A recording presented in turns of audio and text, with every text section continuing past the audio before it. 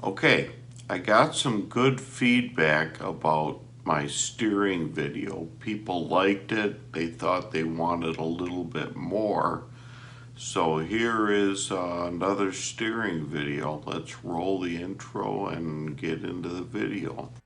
I've spent the last 30 plus years working on race cars, building race cars, and racing cars. And I'm here to help you better understand racing technology.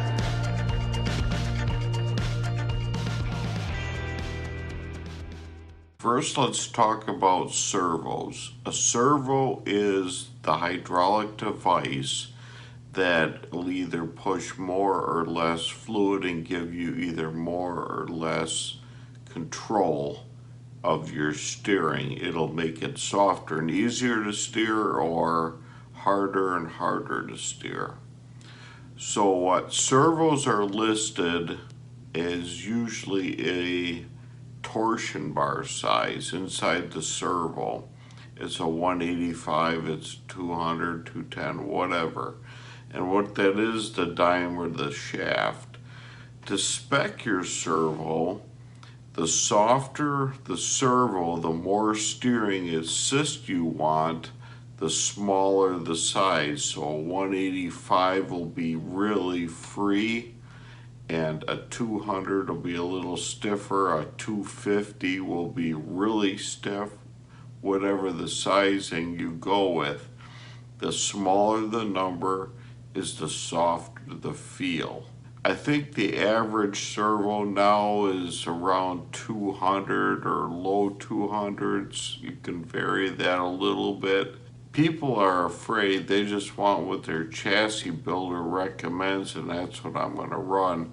A steering feel is very dependent on the driver. That's one thing I recommend all drivers change, or at least understand and work with your rack builder. In our case, it was Sweet, and Sweet will work with you and get you the rack you need with the specific servo that you want for your feel. One common problem is, how do you feel and how do you know what servo you want? A too soft servo will give your car a floaty feel, or you just twitch it a little bit and tires are dart around. You want some feedback to it too, so when you go in the corner, that car kind of fights you a little bit and it'll tell you if it's loose or tight or where the chassis is working. So you don't want too soft so the car just floats, but you don't want too stiff either that you get really tired and it's just a struggle to drive, especially on a rough track. You want that perfect servo feel to give you the good feel on a rough track. Most of your servos on your dirt late models nowadays are built into the rack. Years ago, they used to have what they called like a Charlene unit, and that was separate from the rack, and you used to have a shaft that would go into the rack. But nowadays, all your servos that I see are actually integrated or integral racks, where the servo is built right into the front of the rack. So when you buy your rack, you'll buy it for the length of the rack, the steering speed, and then also your servo size. This will also hold true for modifieds that run the stock steering boxes. They'll have a number in there, and that number will be basically your steering softness or your servo size, your torsion bar size in there.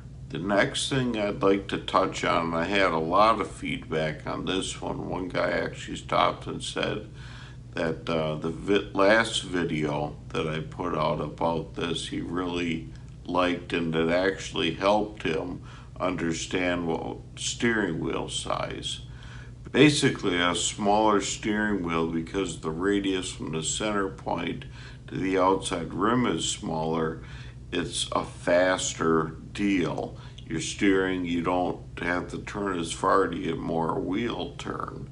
The larger your wheel is, it's like driving a school bus. The radius from the center point out is bigger, so it slows your steering down. You have to turn further to get the same amount of spin on the steering shaft.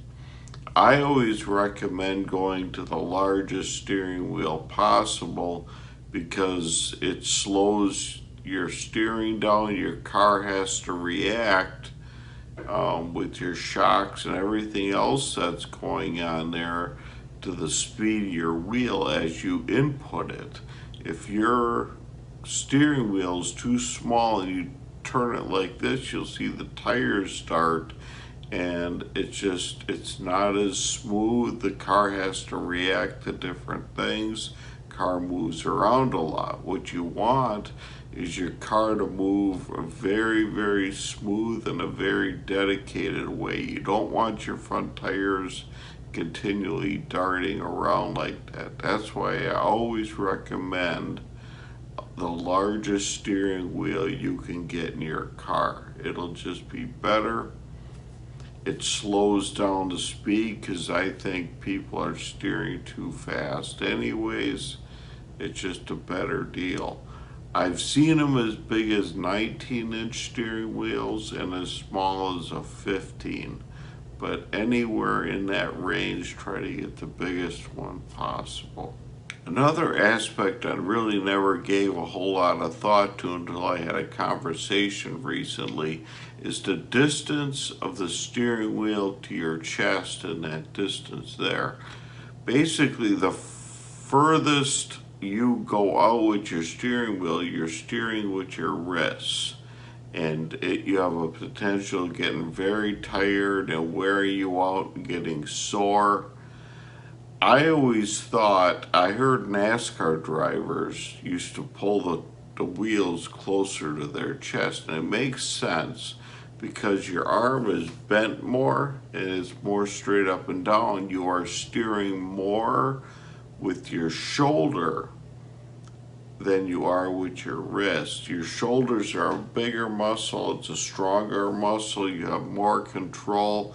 It'll help you in longer races not get as fatigued as you would if your steering wheel's out here and you're trying to turn with your wrists more and everything else. So try to be conscious when you're putting your steering wheel in your car that you want to get it so you're twisting the wheel probably with your larger muscle groups like your shoulders and stuff like that. Okay, if you like this video, subscribe to my channel and ring the bell for notifications. It really helps my channel out. We'll see you in the next video.